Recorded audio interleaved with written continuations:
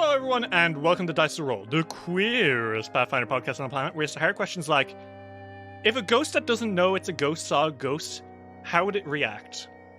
Well, if they're scared of ghosts, I'd assume that they would piss themselves ectobiologically. Okay, but what if the other ghost also doesn't know it's a ghost? I guess they have they'll fucking just screaming scream at off. each other. Yeah, comedy of errors. I guess they're pissed scared of each other. And then they make out. Yeah, they do. They put That's the most important They put part. their hands to each other like Tarzan style. Yeah. Please. Um, Okay, hello everyone, and welcome to another episode of Dark Archive. We have another strange journey to go on. Is everyone ready to rumble? Woo! Mm-hmm. Woo! The afternoon sun is rising over the city of Absalom. We see a different part of town. It is decidedly less wet than the puddles. While it certainly isn't rich, this is a homelier district, the Petals Quarter. Here, people dress in bright colors. They speak chipperly as they walk down the well-paved streets. All except the hulking catfolk man who hurries towards one of the houses, having been invited here by its occupant. Harrow-Reaver, it has been maybe a week now since you used the Dark Archive folio to appear across the world in Brevoy and deal with the case of the Beast of Birchfrost. You have given some of the notes that you have made from it to Bleydre to study, and he has invited you to his office on his day off to come explore this further. He seems to want to keep this apart from his regular weekly detective work, so you are coming on one of his days off to do this. Mm-hmm. You check the address that you have scrawled down on a piece of paper as you bustle towards Bleydre's home, which is, as you stand outside it, very modest, semi-detached. It is homely. Much homelier than you would have imagined for the strange detective, you know? Mm-hmm. How are you doing right now? What's going on before you go in and see why he has called you here? I think that Harrow is quite pleased to have been called over. I think he's been excited to look further into the files, and he's been prepping on his own, be able to do that with Bleydre again. He's perhaps brought a little like box of tea as a gift for him. Harrow, you come up to the door.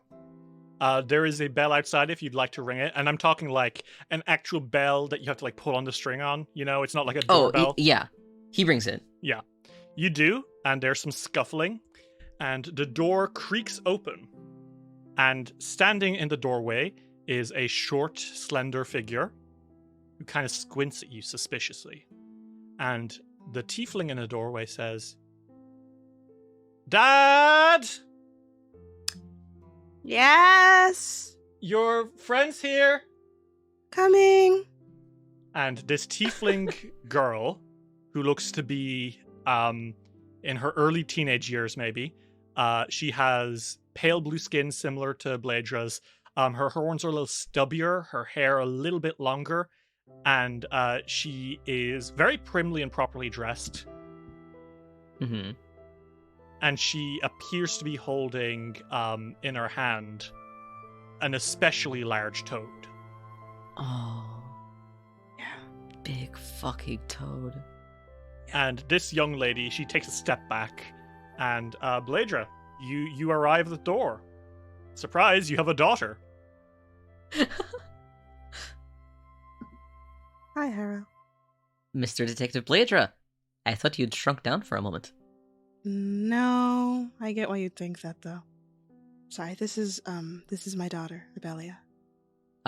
Harold like leans like down, like he kind of squats to be on Abelia's level.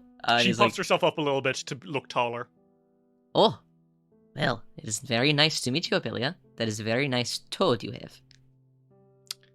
I think she appreciates that you did recognize it was a toad, not a frog, so she eases up ever so slightly and says, "Thank you. I like your drapes." She looks at your many, many layers of clothing.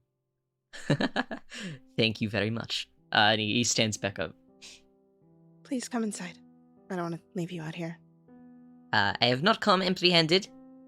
And he Oh. kind of rummages through his bag as he enters, and he pulls out okay-looking box of tea. Thank you. Bleydre looks genuinely thankful. Of course. You make your way into the modest house. There is a decent dining room. Seems that there must have been some perks of going on an incredible adventure that earned him eternal fame in history. And that is a domestic little house that is easier to raise children in than a barely functioning house in the puddles. This is true. Wow. As you enter, you are met with a second surprise today. You immediately do figure out that Torelli must be the father of Abelia, and also the father of the second child that he is holding in his arms. A little baby boy who is maybe 2.5 looking. He's maybe 3 tops. He's just kind of like hugging and licking a spoon. They seem to have been doing some cooking. And he's got very short, messy hair, same blue skin, same stubby horns, same little tail. And Torella's like, "Oh, hey, Mr. Reaver, good to see you again." Torelli. Wow. You are a very good secretary to be doing this much work. Yeah, the T. Bleydre on T. Bleydre Private Investigator also goes for T. Bleydre Novelist. Sorry for stealing your last name. And Harry like points at like both of them and like crosses his arms as like he points, and he's like, oh, you are married? Yes, we're married. Going on what? 12 years strong now? Oh gosh. God, yeah, that really, huh? We've been. What a beautiful, big, happy family. Mm-hmm. Hey, would you like to quickly? This is so funny. I was gonna say, what lore check could you make to figure this out? Then I remembered you have esoteric lore, which lets you use all recall knowledge. Yeah. Would you like to use esoteric lore to do some weird mental maths in your head? Absolutely. Okay, yeah, hey,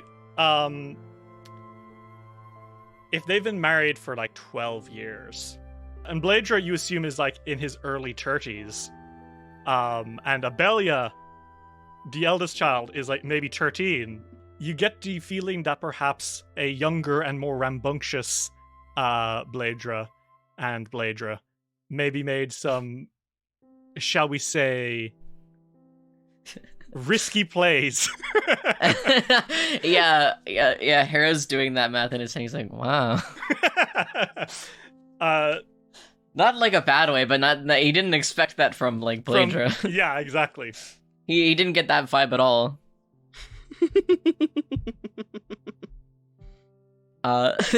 He's very happy that Bleydre has his family though. He thinks that they are quite cute children.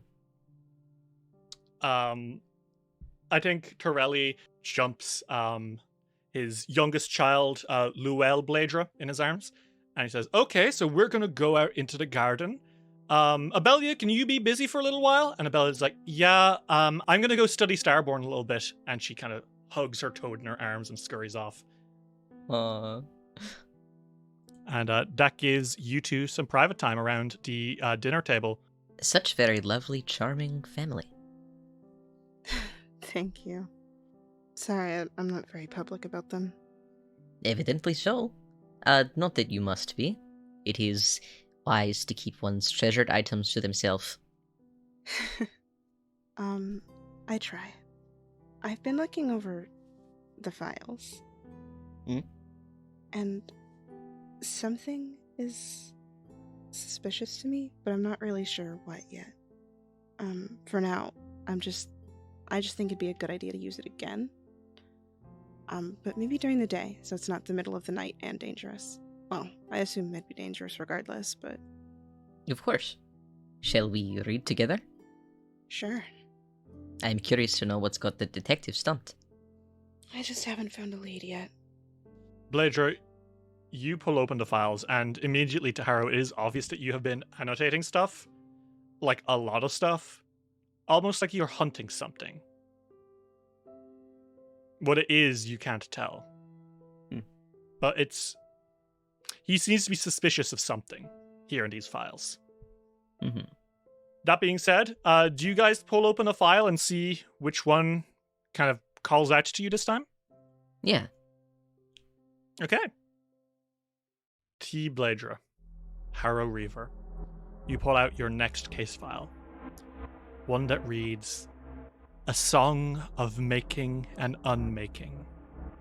The frost struck in the time it took him to look. No waving fingers, no incantations, no circle of ancient runes hanging in the air. Just ice covering everything he laid eyes on, his breath hanging white in the summer afternoon as chills racked his body. Many such cases exist, and in the castle of Yaldro, even more are beginning to develop. KHW. And just like last time, your eyes begin to grow heavy. Despite yourselves, your arms are growing weak and you are slumping onto that table and falling through it like it is no obstacle. Ever downwards you spiral until you land on your feet, far, far away. The first thing that strikes you is that even though it was daytime mere moments ago, it is now the evening, suggesting that the distance that you have jumped is far greater than that of Brevoy to Absalom. The second hint that gives you this idea is the castle. Standing near unfamiliar trees under an unfamiliar sky is a castle. Tall, golden, square, and unlike anything you have ever seen back in Absalom. It almost resembles a pyramid. Largely because, perhaps, it is one. But not a pyramid of ancient Osirian, the land of mummies and deserts. This land is far more vibrant and lively, and even the air itself feels more charged with magic. Oh shit. The grass is dried under the impressive sun, and the people around you speak a tongue you do not recognize. But I think in due time, the thaumaturge and the investigator, both of whom are very familiar with their own corners of lore, which would lead them to the same conclusion, realize that they are far from Absalom, far from the inner sea. Oh my god. Far from Avestan as a whole. Somehow you have crossed the Aslanti Sea and now stand somewhere in the far western continent of Arcadia. Holy shit. I think I might die. I think I for real might die, guys. I think I might die. I think Dave might be excited. Arcadia, for those who are not in the know, is a continent far to the west of Avestan. And while Avestan kind of fits this fantasy Europe with a little bit of the rest of the world thrown in here and there, Arcadia is a fantasy America. Specifically, an America that was never colonized. And the castle that you are seeing right now specifically resembles a blend between a castle and an Aztec pyramid. I might puke. Carved into the face of this pyramid is the face of a man who very sternly but calmly overlooks the beautiful region you are in. You seem to be on the edge of a small enough town, and there are people around, but it is such a different location. It is so unbelievably far from home. there's no way either of you have ever been this far. Yeah, holy shit. They like open both their eyes, and Harrow's like, wow, this is quite a lot farther than last time. Wow. Whoa, this is further than I went on my travels. Okay, sure. Me as well. Are we in Arcadia? Yes. Yes, we are. Very interesting. Well, I suppose the files know no bounds of region. Who on earth traveled this far? I think as you are standing there, Bleydre, Mm-hmm. that's odd. What's odd? Everyone here is wearing very similar clothes. Interesting. They all wear white robes. Very simple, very plain, with hoods to to hide their heads from the evening sun. And as you are standing there, very plainly not in these robes, a man sees you, and he breaks away from a conversation he seems to be having to stride towards you both. And he is very handsome. Damn. Like, wow. He is muscular. Hello. Very, very well Hi. built. Okay. I'm so interested right now. His hair is black and curly. His chest is kind of open to the air, and you can see his sweet, sweet pecs. Tattoos run up and down his arms, and he has hand wraps around his fists. And he comes and speaks to you, and he starts asking you questions in a language you don't speak. Okay. Harrow looks at Bleydre like, Bleydre gestures for Harrow to hold on. And Bleydre is like, in the different languages, he asks in... First, he tries common. Like, Okay. I think it's Taldane. Taldane? He tries Yeah. Taldane, which is common where he's from. He's like, do you speak Taldane? I think this man just looks at you confused that you are speaking to him in this language he has never heard. What about Kelish? He tries in Kelish. Surprisingly enough, the Kelish ethnic group does not exist in this continent. He tries. What about Tien? He's shaking his head at you. He's like really confused, and he's trying to speak in other languages as well. What about Dark Aslant? well, you've got a lot under your belt. Dark Aslant? Yeah, it's the bastardized language of the Aslanti in the Darklands. He starts speaking. It's like a different dialect, so he'll come across as kind of strange. But he's like, Aslanti? The guy's eyes widen and says, "Yes, I speak some Aslanti. Why do you speak some Aslanti?" I just thought it'd be fun to learn. We do it because we study ancient language. Who are you? We're adventurers. We are from Absalom. In Harrow is vaguely nodding. Yeah, Harrow, these two are speaking Latin in front of you. It is going well. Will you say Absalom, and his eyes widen and then narrow, and he says, "Of the inner sea? yes, Of the dead god Aradin?" yes. I don't like him. I don't really care about him. Then you and I are friends. I'm glad. Sorry for startling you.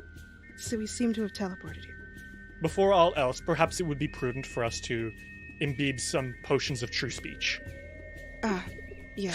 I'm sorry. My partner here doesn't speak any languages between you two. But perhaps it might be worthwhile instead for you to simply leave. We don't plan on staying long. We have... Any stay at all will be dangerous. I'm well acquainted with danger. He looks both of you up and down, and kind of narrows his eyes a little bit before just... Wait, hold on. What do you do? Harrow's doing like the cat no like banana smile. kind of like grimacing, yeah. He looks you up and down, and he looks you up and down as well, Bleydre. And he gestures for you to follow him into a one of the houses that surrounds this pyramid. Gets you some, speaks to a few other men who all wear the same hooded robes as him. They're all kind of dressed the same way, with like chests kind of out and arms bared. It seems to be mostly like to deal with the oppressive heat. Yeah, Bleydre's dying a little. Yeah, you two are fucking dressed way too warm for that shit. Yeah, Bleydre has removed the cloak.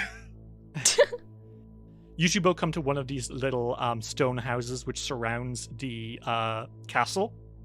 Mm-hmm. And he gets you both a true speech potion. And finally, you're able to speak. You make some brief introductions. He tells you his name is Xopatl.Linares. I see. And Xopatl says, "So, what is the occasion for you two having teleported from the Inner Sea region to get to our lovely home? Do you even know where you are?" Maybe not exactly point for point on the map, but we know that we are in Arcadia. But I suppose it's a bit of a special case, is it not? How we ended up here. I don't know if you'd believe us if we told you. He looks extremely tired for a moment, and he says, "Considering the things that have come to pass recently, I would find myself most open to believing anything." Well, if you've seen your share, then I guess it's no matter. We've come into possession of some files regarding happenings across the world, and when reading said files, we find ourselves transported to the setting of said cases. Mm-hmm. And right here seems to be the setting of whatever case is going around here. He nods slowly and apprehensively. "Then perhaps you have arrived at exactly the right time. Though I cannot imagine anyone would have documented our case, as it were. It only began a few weeks ago. And we have not had outsiders coming to learn more in the meantime." When did Harrow steal those files? A few weeks ago as well. Interesting. Do we have the files with us? Mm-hmm. Could we show you the file that we have? It is in... Yes, I would be interested to see it, please. Bleydre goes through his bag and he ruffles through, he pulls out a notebook, and then he pulls out the file. And he slides it towards him. He looks true, and a lot of these files have anatomical diagrams on them, but they're all very strange diagrams. Skulls with hundreds of eye sockets. A diagram of the respiratory system with some unusual changes around the hands and feet. A drawing of an arm which has bones protruding from the flesh like blades. And as Xopatl reads through these, obviously he can't read the written text, but as he looks at these pictures, he becomes more and more grave looking. And he turns his head up to look at you both and says, "I am not a believer in coincidence. I find this suspicious, worrying, frightening even, but you have come at the exact right time. Well, we're here to help." Yes. And that's what concerns me. You find yourselves in the nation of Xopatl. It is a nation of magic and wonder, located in southern Arcadia. We owe our prosperity to the Veins of Creation, a network of ley lines that provide magic items and almost limitless energy to our people, the source of which being the Kumaru tree within Tumbaya Mountain. And I think you guys know a little bit about Xopatl. Xopatl is essentially a nation which, until maybe 100 years ago, essentially had electrical energy. Wild. Obviously, this was ley line power, but people could like turn on lights using ley power. They had machines That's that would work crazy. through ley power. And that fell apart 100 years ago because apparently, a few thousand years before, warrior hero of this place, Erasni, a mighty warrior who later became many things, befriended a traveler from the inner sea named Aroden. Aroden and Erasni both worked together to stop some horrible forces, and eventually Aroden was allowed to inspect the Kumaru tree, which gave the nation of Xopatl its power. And he took some of it and bound it to his soul, and when he died, the Kumaru tree also died, more or less. So the people of Xopatl don't love Aroden. The children here have a nickname for him. Did you know that? Really? Yeah, do you want to know what it is canonically? Yeah, what is it? This is released in Monsters of Myth. Aroden the Stinky. I literally love them. Anyway, point is, you find yourselves outside Yilado Castle. Tell me, do you know the stories of the hero gods of Arcadia? I cannot say I do. Millennia ago, there came a day where the sky was blotted out by meteors. I believe in the Inner Sea you call it Earthfall, the day that the Aslanti Empire fell. Oh, yes. The meteors that flew over the sky and crashed into Aslan, sinking it beneath the waves, and eventually giving you the Starstone, the rock which would give you the power to become a god by touching it. Those meteors fragmented over the skies of Arcadia and buried much smaller pieces of the Starstone here in our nation. Though these stones were smaller than the actual Starstone and would not give people the power of true divinities, those who found these pieces of Starstone would become what we call hero gods. Powerful, nigh-deific individuals. The hero gods of Xopatl helped shape the land and lead the young nation to a time of prosperity, using their powerful abilities to defend the region from threats of all kinds. One of these hero gods was Yilado the Manifester. He was one of the oldest and most powerful of the hero gods, and would regularly leave the nation to face dangers that other hero gods couldn't. And this, he points, this is his castle. It is a temple, it is a historical site, and it is home to us, the Order of Yilado, of which I am the leader. Oh my. That's incredible. He smiles softly and says, "It would be, but recently our incredible tale has become something of a nightmare. Oh? How is that? Something terrible is happening to my brothers. Locals waking with awesome and nightmarish abilities, becoming overwhelmed with mysterious powers and hurting themselves and others in the process. They're gaining powers? Everything from extreme strength to walking through walls to beams of energy. Huh. When these abilities awaken, the person sometimes undergoes a physical mutation. One brother grew a second fanged mouth over his heart that spits bolts of lightning. That's definitely abnormal. Interesting. In a lot of cases, people are being hurt. These abilities are sometimes powerful, and the newfound power can overwhelm the person. Many people manifest an ability and almost immediately fall comatose. In other cases, the ability is unleashed in a destructive manner that hurts the person and others around them. One traveler began to unintentionally throw things about the guest room as they were unable to control their new telekinetic abilities. Oh dear. Even for those who survived the initial awakening, their newfound abilities are often incapacitating and unstable. And have you found any direct cause? We believe we may have a feeling why. What's that feeling?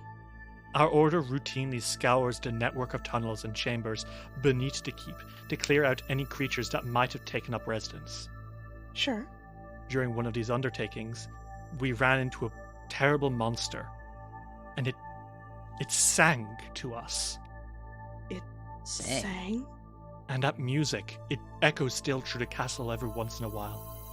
And those that hear it, they're the ones who change. So this monster is giving people uncontrollable abilities? That is our best guess. Huh. Bleydre is writing in his notebook, like, furiously. Mr. Eddie Butter, my friend, have you not heard the song? I have made sure not to go into the castle. Not out of cowardice. I would lead if I could. I prefer you keep yourself safe. I'm the one who has to organize what we do. I'm keeping everyone out for now, but if our god Ialdo were still alive, perhaps we could call upon him. Perhaps we could call upon him to rid his temple of the beast that is now haunting our monks. I feel pathetic in comparison. Here was the hero god who slew himself a demon lord. He killed a god of the outer rifts himself. And I can't even deal with a singing monster. Listen. You don't know what this is. This could be stronger than something, than just some singing monster. If it's giving people abilities, that's really strong. And that's very weird. It's dangerous. We should be glad that you are unaffected. A leader is of no use if he cannot lead. And who knows what would happen to you if you did hear that. I think that it is nothing of cowardice. I think that you perhaps are very smart. It wasn't my decision. The monks, my brothers, we decided as a whole. I was the only vote saying I should go in. Well then, they were smart to keep you there. That means they need you. A lot of good I'm doing them. Listen, we're here to help. If you had not showed up with documents showing exactly what was happening to our people, I would send you away. But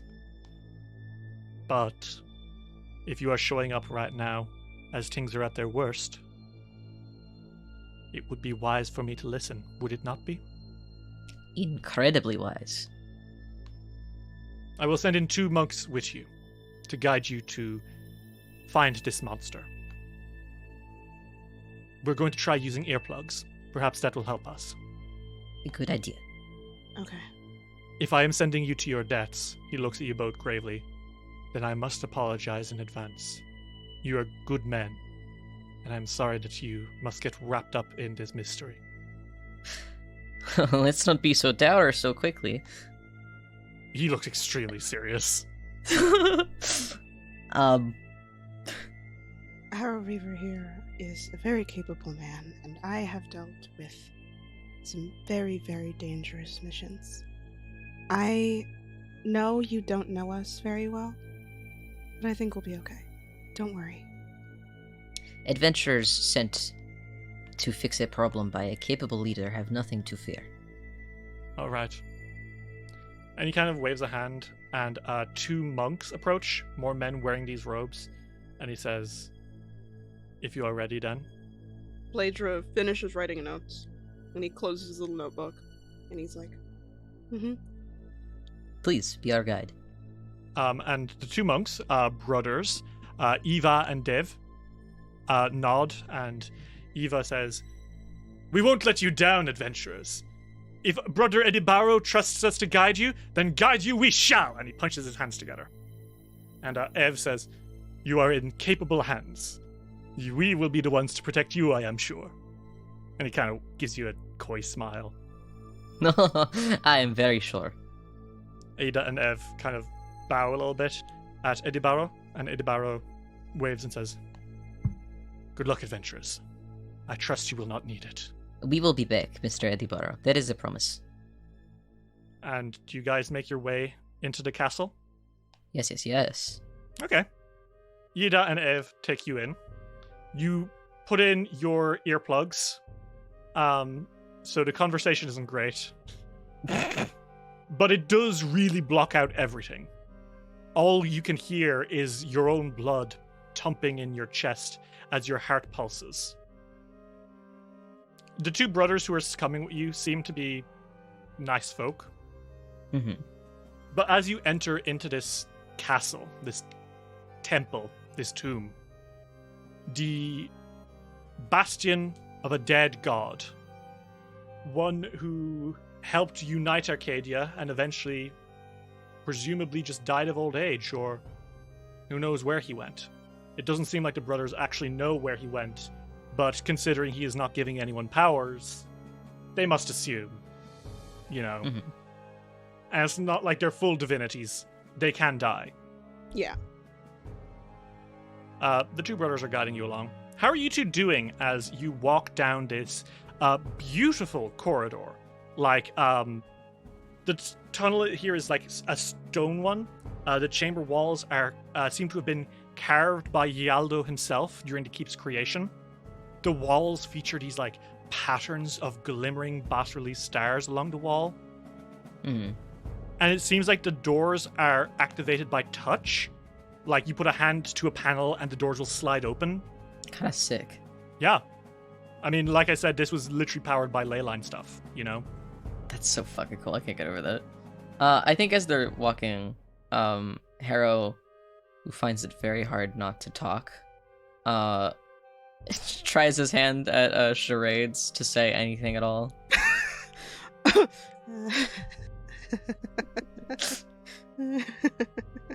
He's like, 4 words. First word. As they're like walking, like trying so desperately to sit. He's like, in the end, it's just something stupid like, it's nice in here. Bleydre's like, it's sexy? He's shaking his head violently. You can't even tell. You can't even tell because he's... you can't hear him, he can't hear you. You both got earplugs.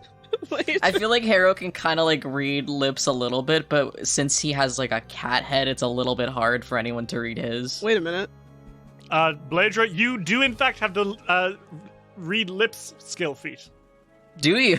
I apparently so you I do tell remember. what he's saying. She's just fucking with him. Bleydre gestures like he can read lips. Harrow is like, it is nice in here. Such pretty walls. How are you, Mr. Detective Bleydre?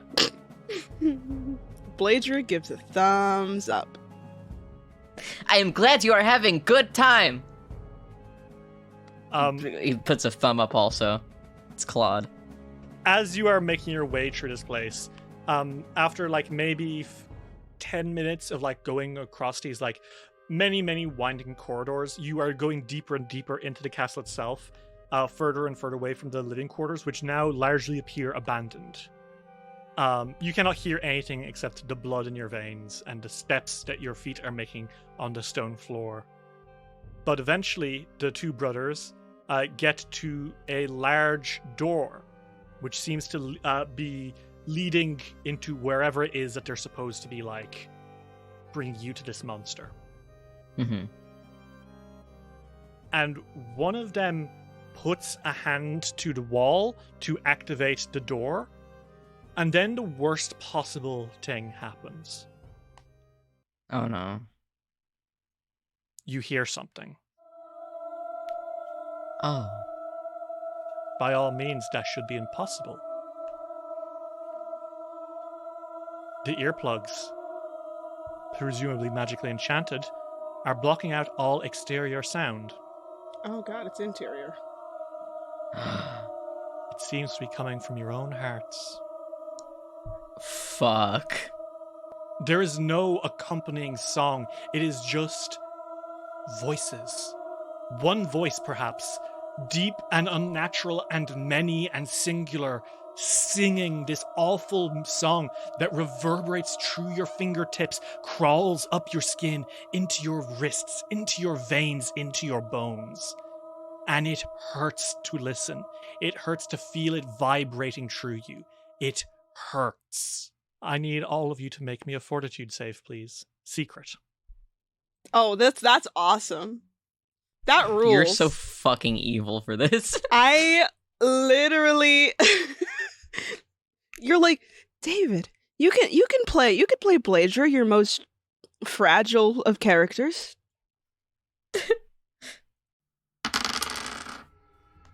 I'm so fucking scared right now, you have no idea. You shut up. I'm so fucking scared right now. Literally me right now. Shooting pain starts to mark its way through your vein.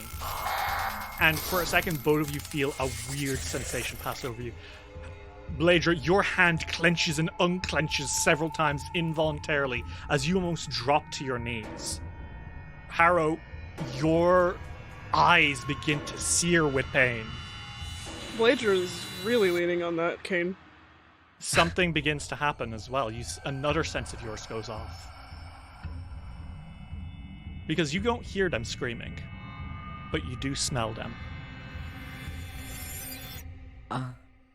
You smell the scent of cooking meat. Oh my god. The two brothers scream out as they are incinerated on the spot, and their charred skeletons fall to a pile on the floor. And they're very obviously dead. Fuck. But their bones continue to burn, and that pain is still shooting through both of you.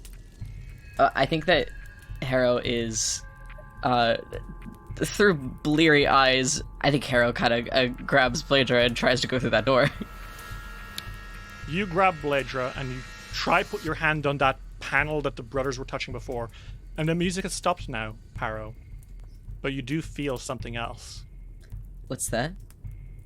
This time it is not a sense of smell. It is not the sense of sound. It's the sense of touch, as something curls around your ankle and begins to burn you.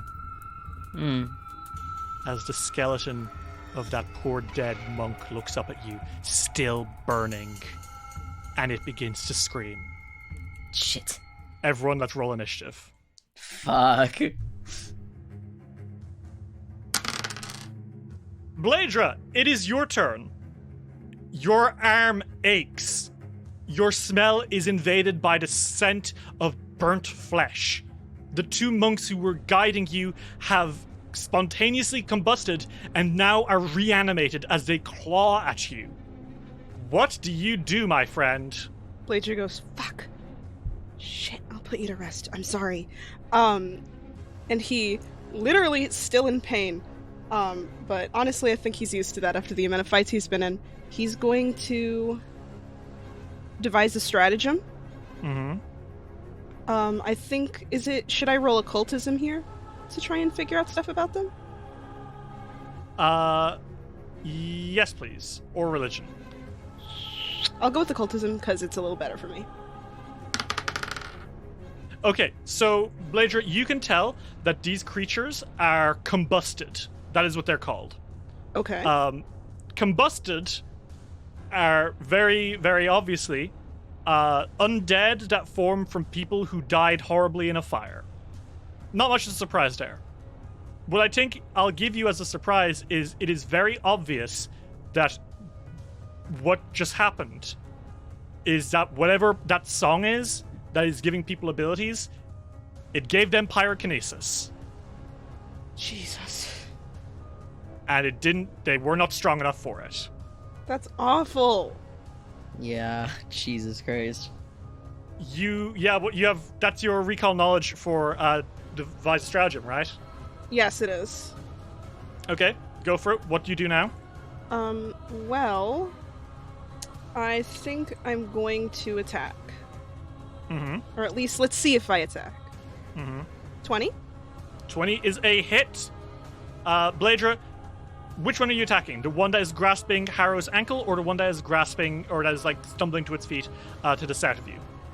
He's gonna attack the one that's grabbing at Harrow first, I think. Okay, go for it. Bleydre. Bleydre, blast. You're not ready for my Bleydre. Blast! 10 damage. Okay, 10 damage. You do that, Bleydre. You smash into this thing, and as you do smash into it, Bleydre, you are able to use your shared stratagem. Whenever you hit someone with devise a stratagem, you make them flat-footed to one ally. You only have the one ally. Harrow-Reaver. You're welcome. He is now flat-footed to you. I took it for you, Ritz. I start making out with you.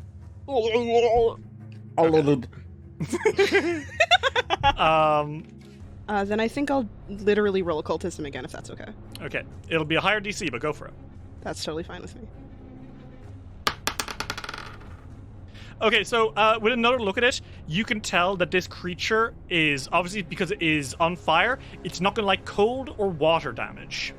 Bleydre, with his last action, I think gestures to Harrow's like ears to pull out the earplugs, because I don't think that they need to hide it, because I don't think it's possible for them to. Mm-hmm. So that he'll take them out so that he can tell him as soon as possible, if that's okay. Mm-hmm. I will say, Bleydre, you are starting to feel very lightheaded. Fucking trucking. And that pain in your hand is getting especially bad. And I need you to roll me a d10, please. Scary. Uh-oh. Okay, excellent. Bleydre, as your pain overwhelms you, you catch sight of your hand. Mm-hmm. And your arm has changed. Mm-hmm. Your flesh has become translucent, like it's jelly. What the fuck? And you can see your bones underneath. You can see your veins. You can see the muscle tissue, but it's all kind of jelly-ish. All of this surrounding your skeletal hand. And your flesh ripples. Something bad is happening to you. Awesome. Harrow-Reaver, it is your turn. Before all else, I want you to roll me a d10. Okay. Harrow-Reaver, you close your eyes, and you grit your teeth and bare your fangs. And then Bleydre, when he reopens them, his eyes have changed. I'll let you decide, Reaver. What happens to your eyes? Something has changed with them. I will let you choose. Oh god. Harrow opens his eyes up and he's got 2 pupils in each eye. So it's like 2 lines per eye. Whoa! Double slit. And Reaver, He doesn't like it. I'm going to let you know that you have both gained deviant abilities. You've been changed by this song. And the one you got, Reaver, and keeping the one Bleydre got secret, but because he doesn't necessarily get to choose when he uses it. But Reaver, you do. You have gained blasting beams. He really does have Bite and Blast. Bite and Blast! Harrow-Reaver, blast! Reaver, Probably right? it's not the same. No way! No way! Reaver, Ray! What energy damage would you like to do? Oh, Acid, cold, electricity, fire, or sonic? I really love the idea of just giving a cold stare to someone, but literally. You want to shoot ice beams out of your eyes? I kind of do want to shoot ice beams out of my eyes. Okay. Blasting beams. And what this does is you can shoot a directed beam of ice out of your eyes. You make an attack roll against a creature within 30 feet, and if you succeed, you deal 1d6 damage for every 2 levels you have to target. So that would be 3d6 energy damage if you hit them. Okay. Okay? Alright. But every time you use your deviant abilities, there's a chance it will melt down on you. So be aware. Fantastic. It's a very powerful ability, but it could come back to bite you in the ass. I'm so glad for that. Now, you have 3 actions. There is a flaming skeleton that is right in front of you, Bleydre is gesturing for you to pull your earplugs out, but his hand is all sorts of fucked up. What do you do? I guess he takes one of the earplugs out. He's weak to cold and water damage. They're undead. Perfect. They're called the combusted. Very interesting. What, your arm? I don't know. Cool. Harrow is immediately going to use exploit vulnerability. Okay. So you need to make me an esoteric lore to try figure out what items you have in your bag that you'd be able to use on this combusted. You know Okay. it's weak to cold, so... Yes, it's gonna be 24. Yeah, easy peasy. You figure out exactly what to do. It's going to have a weakness to your attacks from cold stuff. Then he immediately uses his funny eye beams on this fucker that's holding him.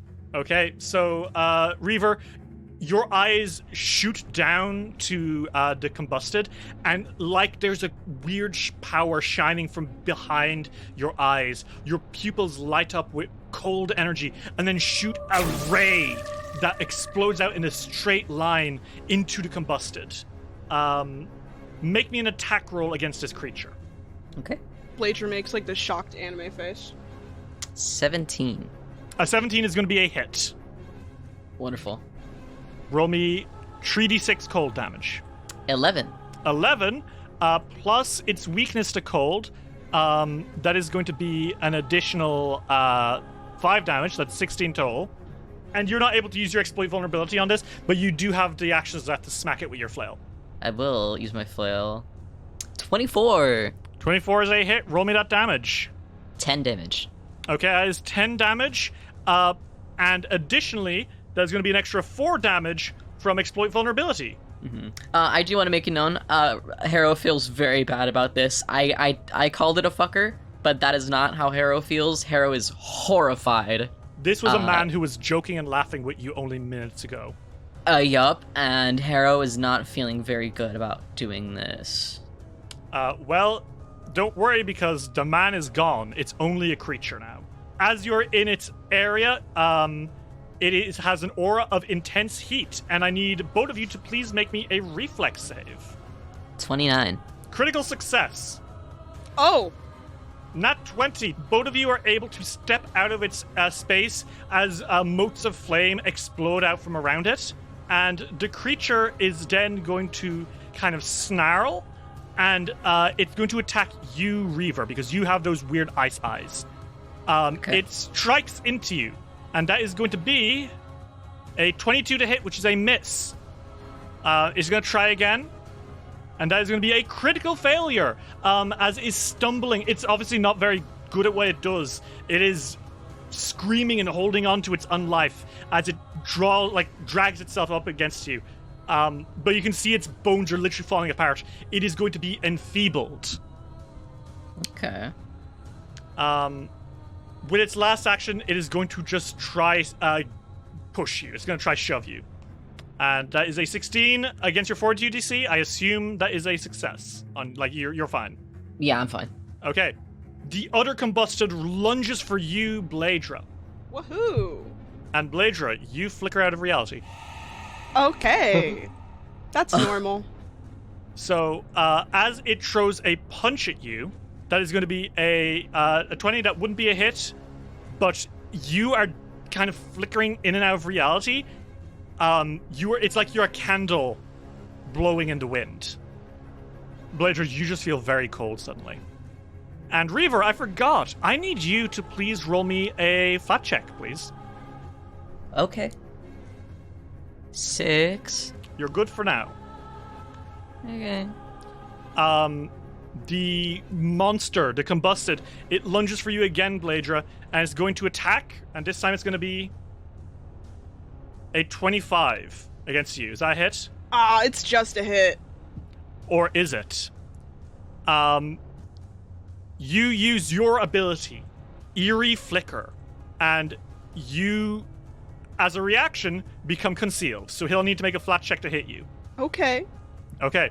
So, Bleydre, you literally, beforehand, it was like you were kind of like whooshing in and out, but you are like translucent now. You're like maybe floating a step off the floor. What the fuck? It's very, very scary. He is not outwardly showing any fear, but he is like stiff. Like he's really stiff. He's like, what the fuck? The attack is still going to hit you.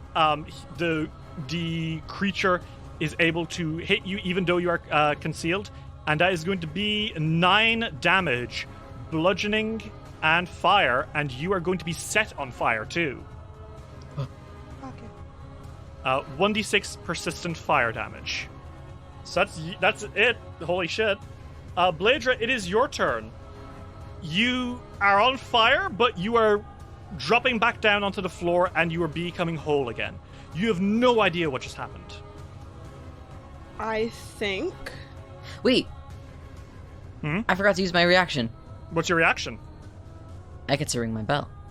Oh. How do you mean? So you have a new implement, right? Since last time we played. I do. I have another one. I want to do this because I want to help you. So the combusted that I cast that spell on attacked Bleydre. So I get to, as a reaction, ring bell. I create a musical crash of sonic energy that assails the target and breaks its concentration. I'm going to need a will save from that combusted. Its will isn't great. Good. That is a 22. Well, it's good enough. That's fine. Oh, actually, no, it's not. Oh, shit! My class DC is 23. So what happens? It is enfeebled 1 or clumsy 1. You get to choose. You get to choose. I do? Yeah. I feel special. I'm gonna make this fucker clumsy. Okay, you're gonna drop its AC a little bit, drop its dex. It is stumbling to its feet as it tries to attack Bleydre, and unfortunately, it is being distracted by you ringing the bell that you hold in your hand. Yeah, okay. Bleydre, it's your turn. Back to you. Bleydre's just going to.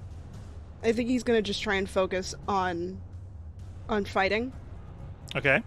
and he's going to devise a stratagem, I think. Okay, go for it. And he's using occultism like before. Okay, you can't tell anything new about this. You know that they probably... I mean, here's the thing. You're getting to a point where there's not much you can figure out more about them. That's fine. What you can tell is that they are pretty good at dodging. Like, they're pretty nimble most of the time. Mm-hmm. But they don't have great mental fortitude. Make of that what you will. Okay. Unfortunately, I can't do that. I have a weapon. Mm-hmm. But that's fine. So, Bleydre is going to try and attack, or see if it'd be a good idea to attack. Mm-hmm. 17. A 17 is a hit. Roll me that damage. Awesome. 20 damage. Bleydre, how do you slay this monster? I think Bleydre tries to focus for a second. He's like, I need to put you to rest. And I think that he swings his cane into its side to collapse the skeleton. Okay, you bring that cane into the creature's side, and the skeleton lets out a wail before collapsing into ashes and is destroyed. I'm sorry. If you had not had that bell rang, Reaver, that wouldn't have hit. So nice work. Hooray! Yes! Bleydre, you have 1 action left. What do you do? Bleydre steps out of the fire aura. Okay. Good call, because these things have a fire aura, and standing near them kills you. Reaver, it is your turn. Bleydre, you are going to take 2 fire damage. Reaver, you are next to this horrible creature. You aren't into fire aura, but you could be if you so chose. You have a bell in one hand, you have a mace in the other hand, you have eyes with weird energy pulsing from two pupils. What do you do? I would like to fling magic. Mm-hmm. So I'm going to do that. And then, after that, I'm going to use my eyes again. So give me a reflex save. That is going to be a 16. That is a failure. That is a failure. And you are able to use your... 12 damage. Cool. How does this look? How does the energy shooting out of your wand look? I think that it's a deep magenta that kind of looks like tendrils. Mm-hmm. Rather than like wisps or something, but it is a little bit smoky. Okay. So it's like it looks like that. Bright, deep magenta swirls of mist and tendrils that shoot towards them. Okay, cool.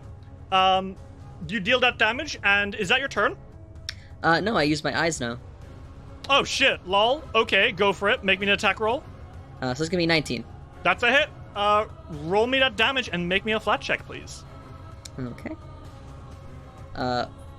Flat check was 14. Okay, you're good. Roll me that damage. 12 more damage. Okay, plus its weakness this time, because this is cold damage. That's 17 damage total. The combusted is looking particularly bad. Good.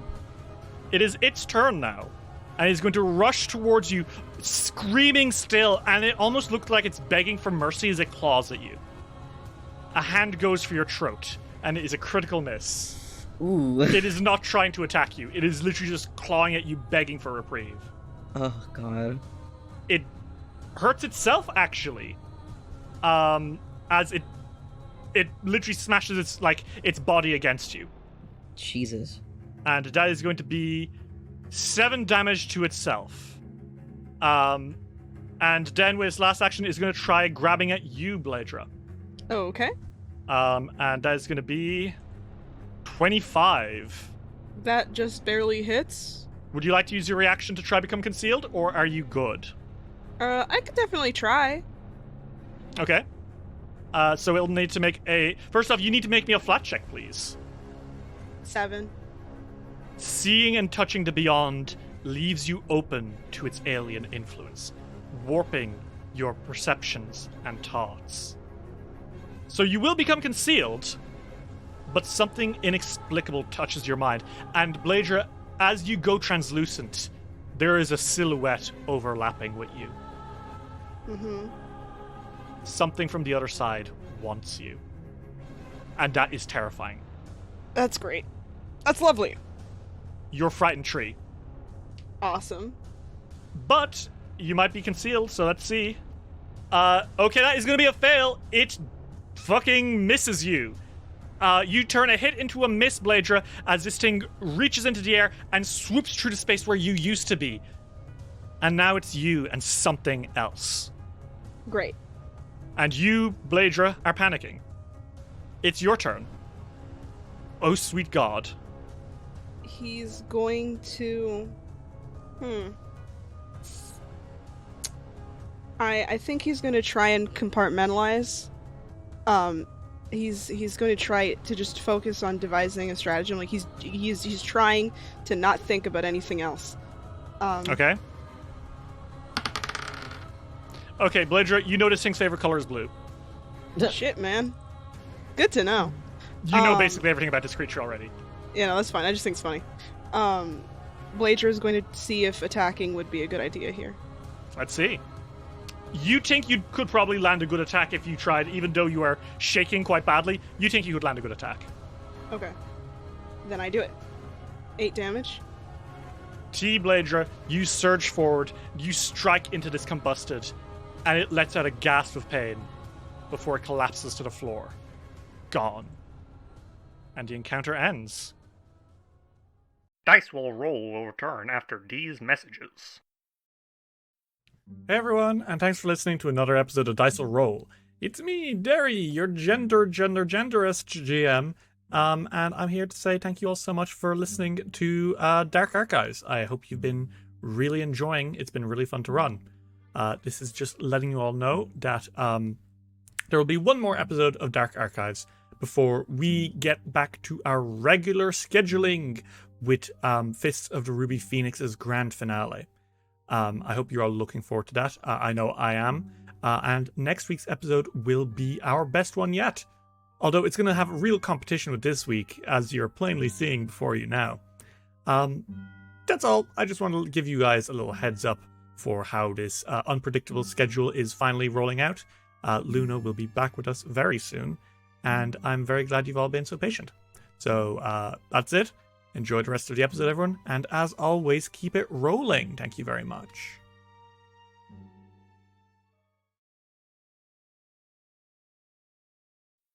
We now return to Dice Will Roll.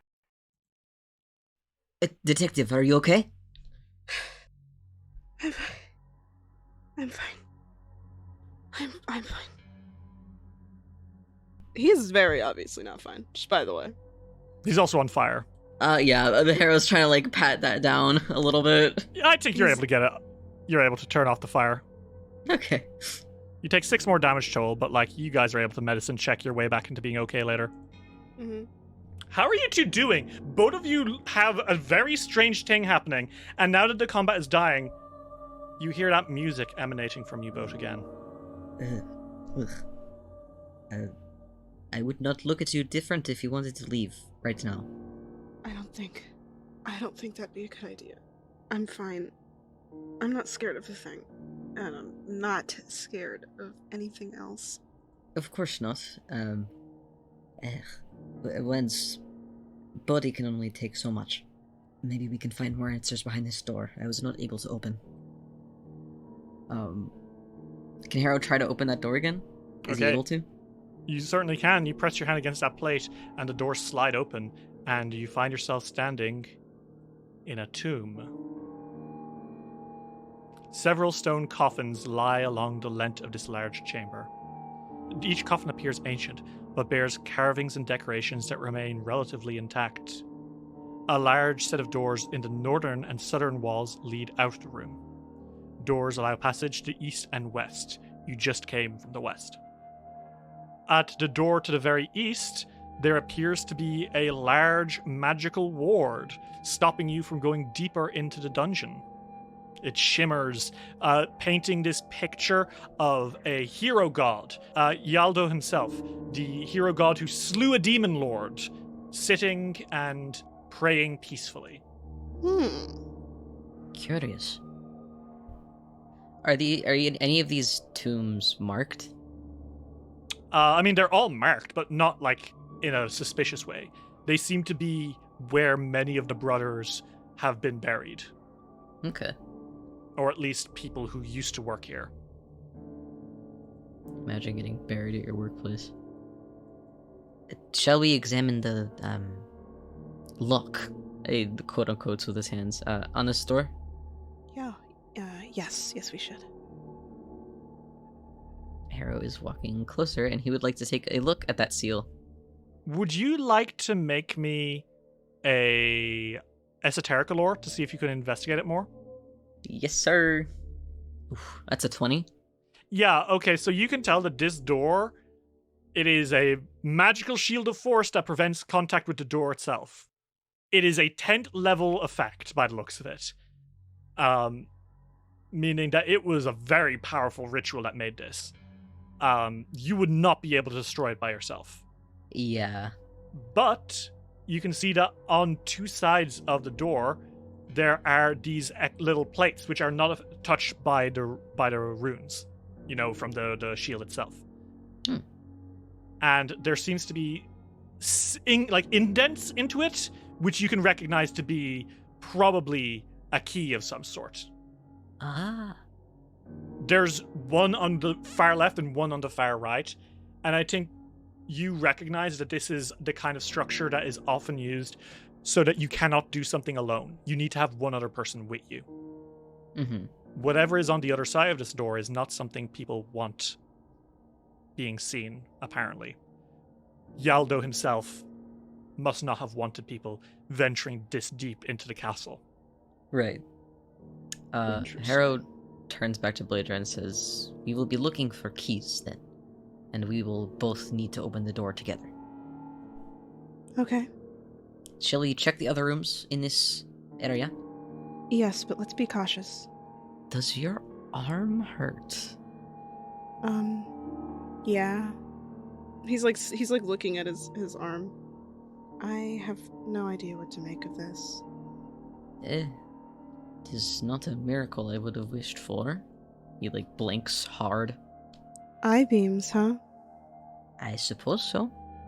Do they look any different? He, like, points to them. You've got 2 pupils in each eye. Gross. Little bit. I hope it is not too off-putting. I will try not to look at you. What? No, you're fine. I don't care. Do you want to make a quick esoterica lore check or an occultism check? Yes. Harrow, you actually do. You're pretty sure you know what these are. Yeah? They're called deviant abilities. Though Galarian contains classically trained spellcasters, descendants of magical creatures, an entire species who can invoke ancestral patrons for supernatural aid, there are always some who gain unique and unstable powers in unorthodox ways. The so-called deviant abilities give people exotic energies, the boons of powerful entities, cutting-edge scientific experimentation, or any other number of processes which allow for truly unusual powers. They are classified into 3 types. What you have, Reaver, is dragon classification.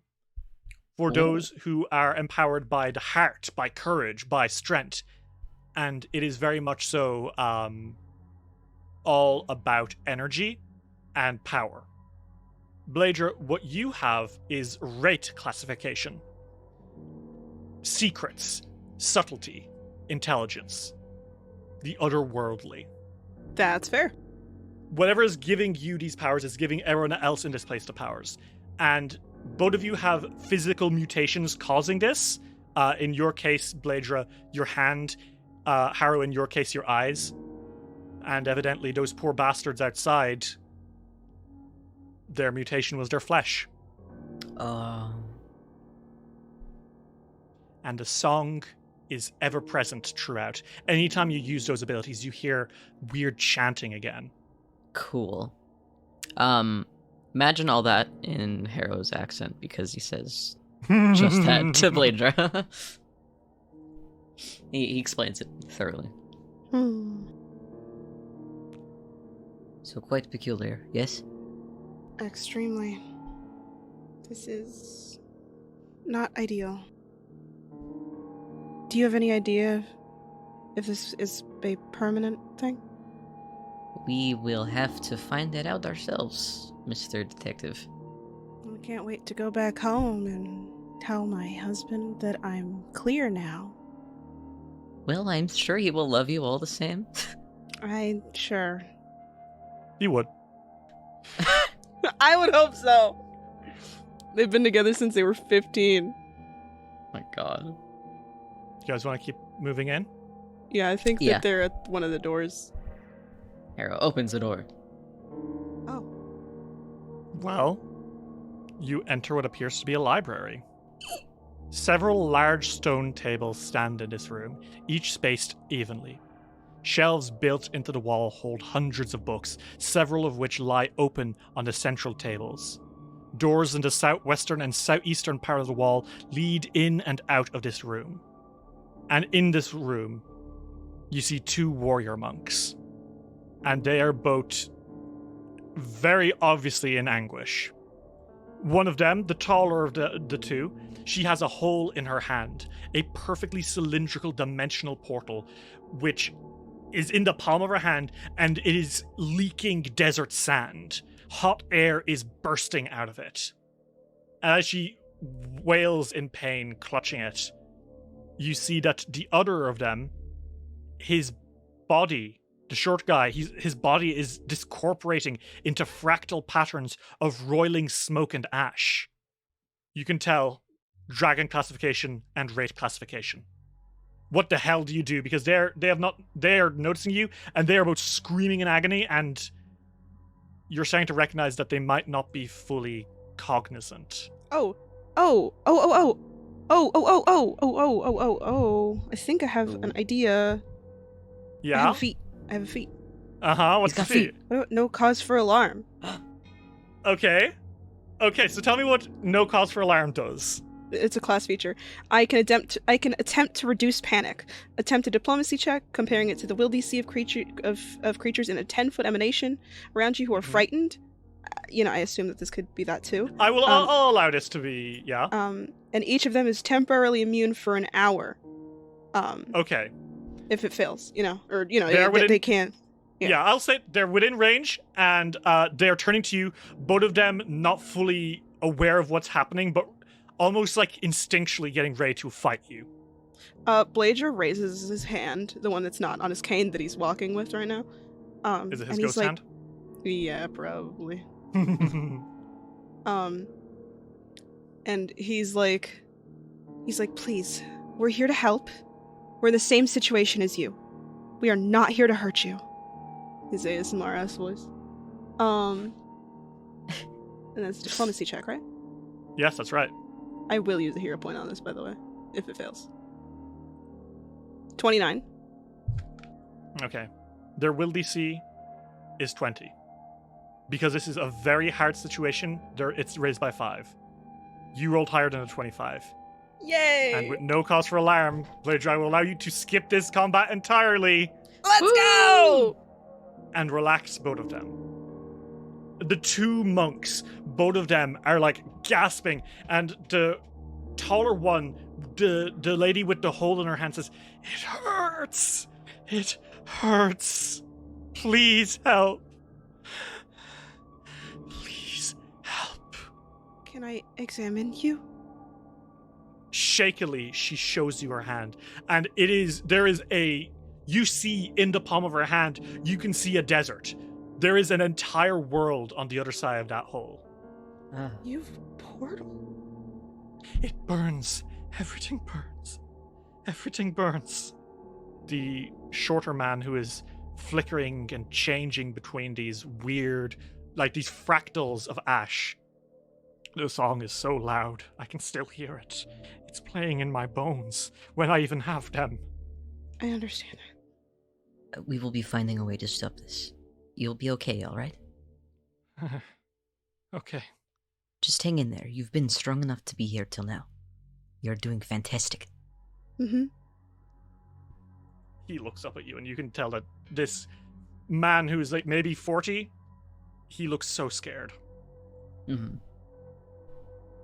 Listen, if there's anything that we can do to ease any pain that's going on, let us know. I am not sure how to help here.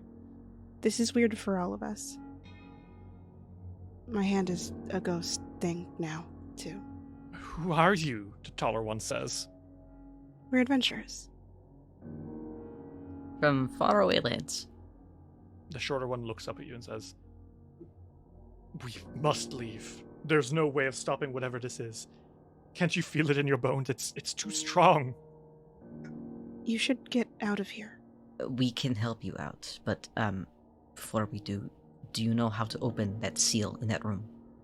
The taller one kind of gasps a bit. Says, Yes. It requires the keys. We're always sent here to guard. We're not supposed to let anyone in. Not after the monster, the singing creature." Right.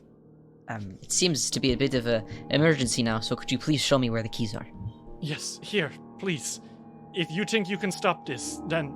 And she takes out a strange item which is covered in ley lines, and it is in the shape of a diamond. Place this into one of the walls.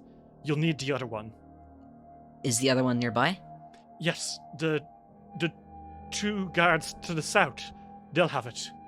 Thank you. Here, let us help you up. And the short one says, "You're too kind, adventurers." And his body kind of fractalizes again, and then reforms. Do not You're worry. Too kind, too kind. Oh, I feel it in my bones. I feel it in my bones. The singing. We will get you out of here. Just a little while longer, yes? You can bear with it with your strong heart? Yes, I can. Thank you. And Harrow starts helping this guy up. Yeah. You make sure they're comfortable. As comfortable as they can be. They're not screaming in agony and trying to kill people that move anymore, so, good start. Yeah. Yeah. What now? They're going to the south. Bleydre is like, stay here. We're gonna keep going. We'll be back. And so you go, skittering your way off to the south. And I open the door with my big kitty paw. Okay. You make your way into what appears to be a dormitory. Yes. This plain chamber contains multiple beds along the southern wall. 2 separate doors in the northern wall allow access to the room beyond, which is where you came from. And you see the monks in this room. They are asleep, but not on the beds. They are snoring very loudly, just lying there, comatose. At least they are not dead. Yeah. Bleydre, Mm-hmm. that's odd. Oh, I love this feat so much. Jesus Christ. As you come closer and you check their vitals, that's impossible. Uh-huh. They're snoring, they're breathing very loudly, they're tossing and turning, but they don't seem to have a pulse.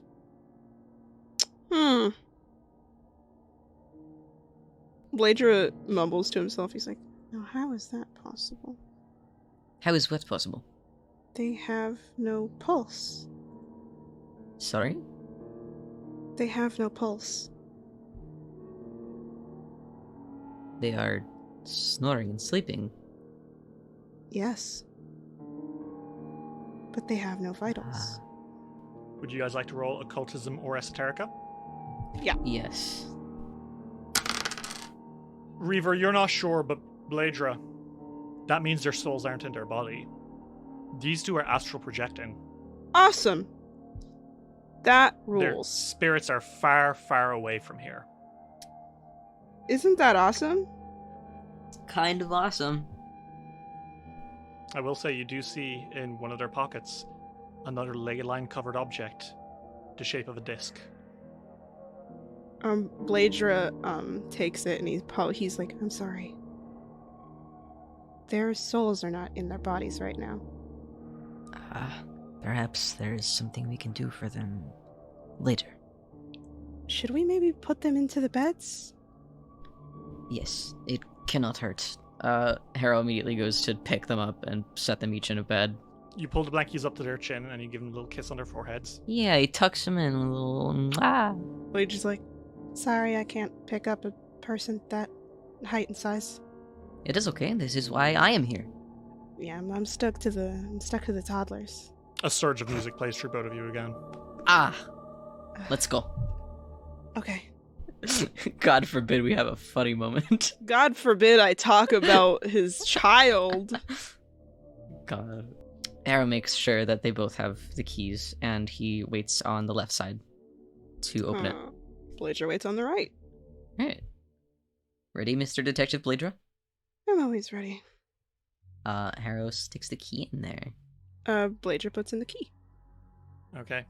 The 2 of you input your keys, and there's a hiss, and then that image of Yaldo fades, and the doors slowly grind open, showing you into a dark emptiness behind them. What do you guys do? Let us be careful as we proceed. Of course. They walk in.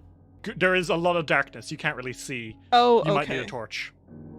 Well, hold on. What about have- low light vision? Yeah. Yeah, low light vision doesn't matter if you don't have light. Well, fuck you. What's that? Fine, I light a fucking torch. What's that? What's that, Derry? Can you maybe explain what that is? Maybe when Harrow opens the torch. Yeah, Harold brings out a torch. He kind of sparks his thumb against it, and it catches fire. And oh my god, what is that? In the darkness, right behind you all, is a creature. Or maybe the empty shell of a creature. A massive beetle carapace lies kind of crackling away in the dark. And it is moving. It is very obviously undead, but it is moving. Huh. But somehow it might not have noticed you. Cool. It would appear that perhaps it is blind, Oh. but it heard you. You were speaking. So I need both of you to very quickly make me some stealth checks, okay? Don't say it like that. 25. Okay. Damn. 31. Critical success. The two of you go perfectly still. And this giant undead beetle slowly kind of creeps through the area. And it seems to be looking for you. Its horrible mandibles clicking a little bit, and you can see it has been crushed slightly. Its wings are damaged. Its shell cracked. Something terrible happened to this creature. But when it doesn't find anyone, it just kind of slumps in a pile of stones in the west corner. And it goes still. Harrow looks at Bleydre. Bleydre puts a finger to his lips, and he holds his cane so that he's not walking with it, and then he points to the south. Harrow nods and very carefully moves towards the south. He's so dainty with it, he's like on his tippy toes. Okay. You guys move to the south. Hmm. And as you're going through, that indicates Harrow has seen it. Hmm. Behind iron bars, you see several crypts built into the walls, where maybe once the most ancient of Ialdo's followers might have been buried.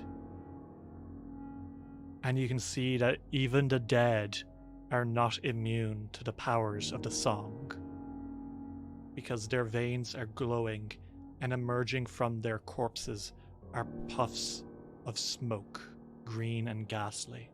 Oh dear God. They can't reach you, but they're sulfur zombies now. That's not good.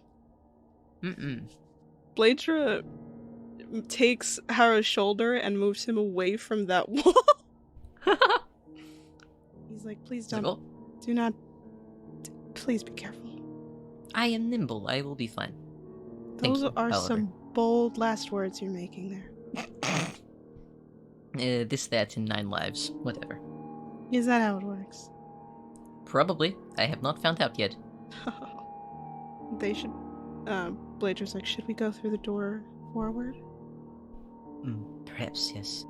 You guys continue creeping through the strange corridors of the deepest part of the dungeon, the very bottom of Ialdo's castle.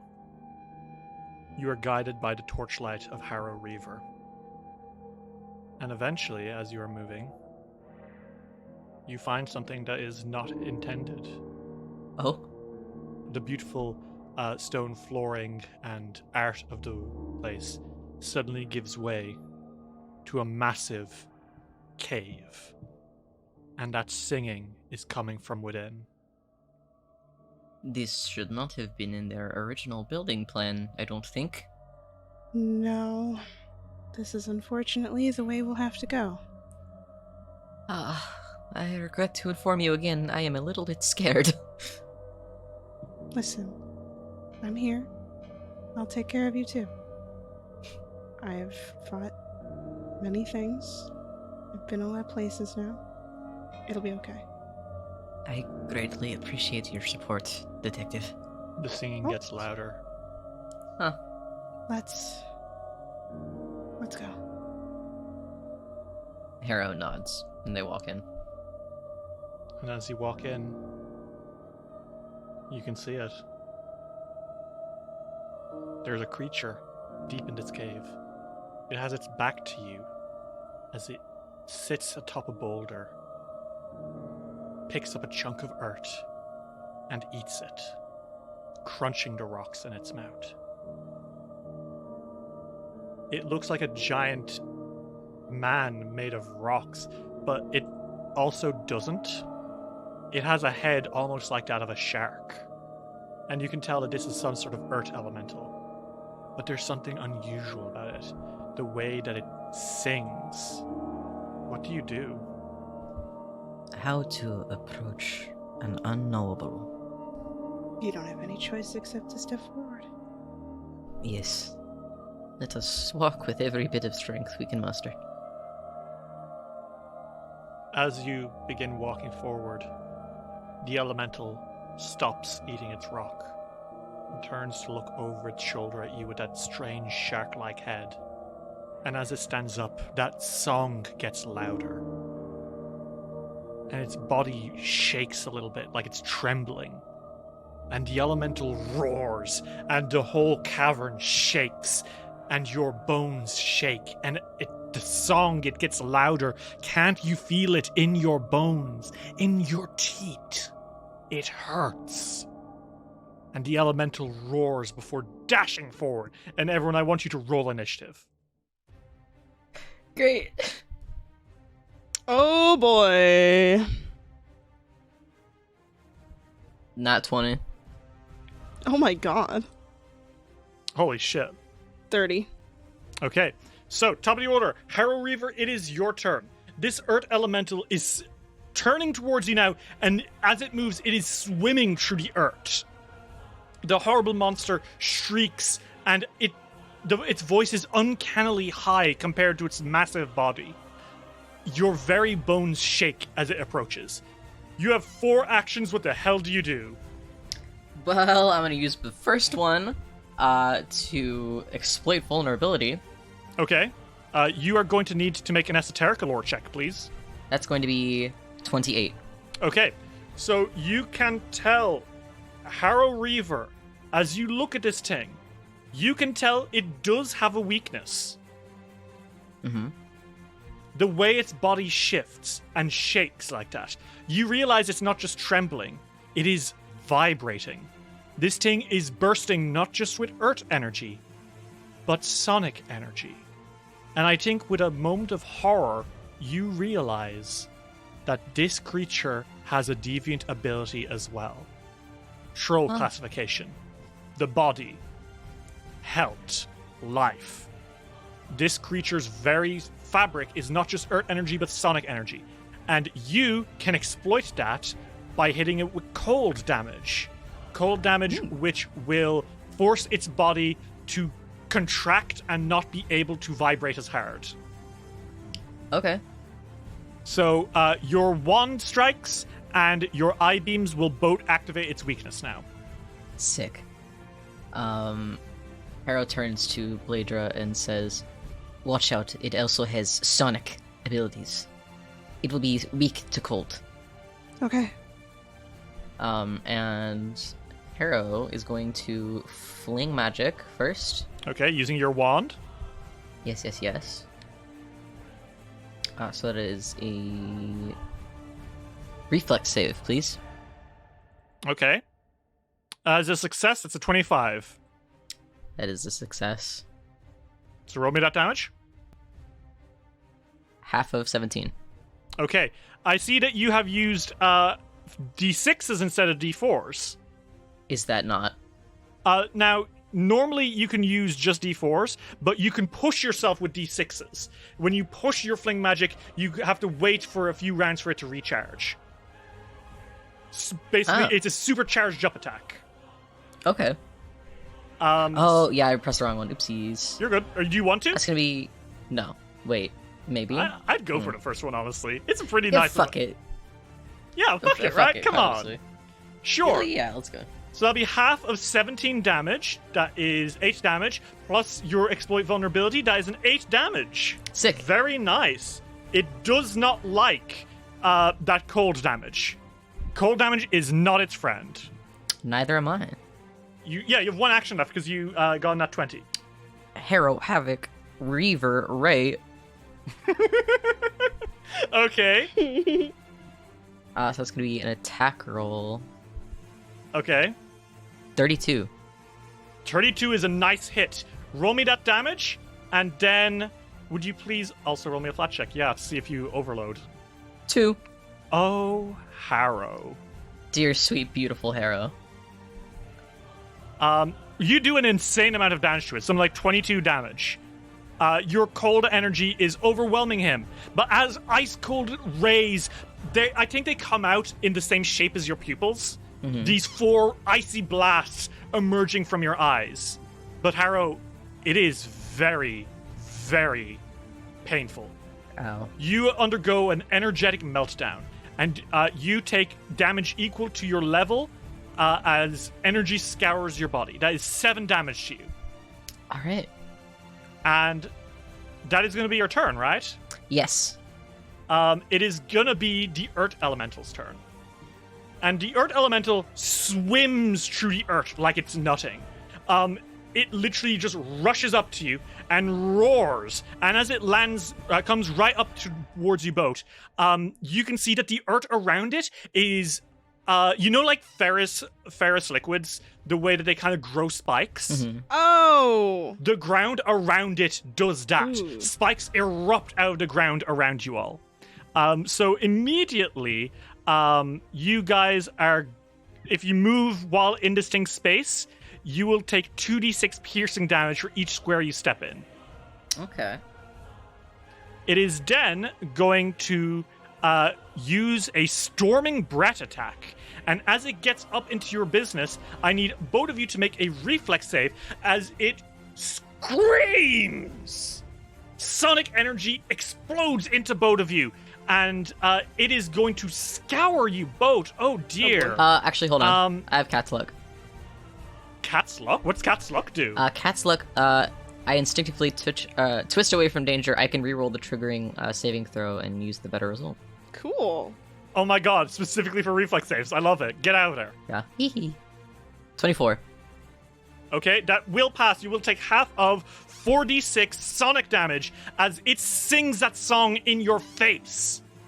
Yes. 19 damage as it explodes into you both. Bleydre, you will take 19 damage. Okay. Reaver, you will take 9 damage. But as the stone mauler, as the earth elemental screams in your face with that sonic damage, it is launched back 15 feet. Which is very scary and terrible for you both. I'll make you roll a perception check on your turn. That is its turn. Bleydre, I need you to make a perception check. Okay. Okay, Bleydre, you can't tell anything. You can just hear that music, the horrible song that was playing in your bones, is playing loudly now. Okay. You have 3 actions, Bleydre. It is your turn. The hell do you do? Bleydre is going to pull out his bow, actually. Okay. And then he's going to devise a stratagem. And I think that it's fair that I'm investigating the designated subject with pursue a lead, right? Yeah, you are definitely, this guy's definitely the thing you've been investigating, right? Yeah. Okay. So if I wanted to find out about him, would I roll occultism? Mm-hmm. Okay, so you know that this thing is a stone mauler. It is a type of elemental, specifically an earth elemental. And you know that these things are very dangerous to fight while they're underground because they can use the reaction crumble, which when they take damage, they can just crumble into rock and bury themselves under the ground, which would mean no more hitting it. Bleydre lets Harrow-Reaver know. Okay, and you have... That's a free action, right? Because it's part of your devised stratagem. Mm-hmm. Okay. Well, let's see if you'd hit him. Let's try. Would a 30 hit? A 30 would definitely be a hit. Okay. Then he's gonna go and do that. 19 damage. Okay, 19 damage. It takes that. It is going to crumble. Okay. So it does shoot under the ground 15 feet. Basically, your arrow hits in the chest and it lets out a roar as it collapses into pieces and then shoots underground. It is flat-footed, if that's okay? Yes, it absolutely is. Harrow, you can... Basically, the way the shared stratagem works is that Bleydre's attacks seem to be opening it up to your attacks. Like, he seems to be planning around you, not himself. Mm-hmm. But it is deep underground, which sucks immensely. Yeah. What do you do now, Bleydre? Is there any way that I could try and figure out stuff about what's going on around them? Like how the floor stuff works, or if there's any way around that sort of thing? Sure. Make me a nature check. Okay. I think, Bleydre, you can tell that because it has access to the rocks beneath it, it is able to move around with impunity. If you were to cut it off from the rock somehow by, separating earth from it, you might be able to give it a harder time. But this thing is a dangerous monster. Okay. So if you were to tamper with the earth somehow, you might be able to make its great mobility powers less terrifying. It's, made of stone and rock, right? Mm-hmm. What is the ground made of? Also stone and rock. I don't have any ideas yet. I have kind of a weird idea. Okay, what is it? I've got soap in a water skin that I assume has water in it. You can take out the soap now, and if you take out the water next turn, you might be able to do something interesting with it afterwards.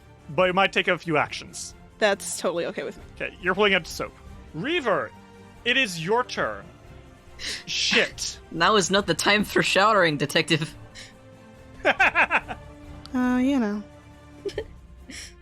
It's fucking underground. You can see that it is burrowing towards you, but it is currently not up. I don't think I can hit it if it's not up, right? Nope. No. But you can make me a perception check. I love making perception checks. Okay. Reaver, that's really strange. Oh? One might even say that that's odd. Oh shit. I'm sorry I stole your shit. Reaver, if this monster is making the music, and the music is coming from it, and it is underground, then why has the sound of the music not been dampened? Why does it sound like it's coming from deeper in the cavern? Oh, this isn't the thing making the music. It's something else.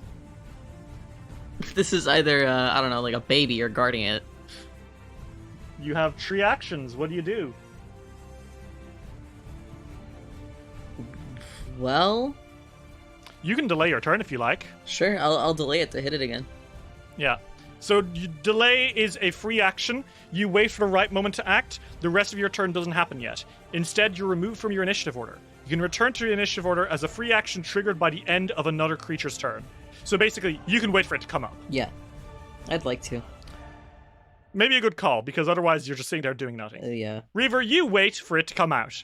And come out it does. There's a rumble of stone, and then the stone mauler emerges and roars. And it is going to try to deck you, Reaver. And it's going to use a rock. Smash. No!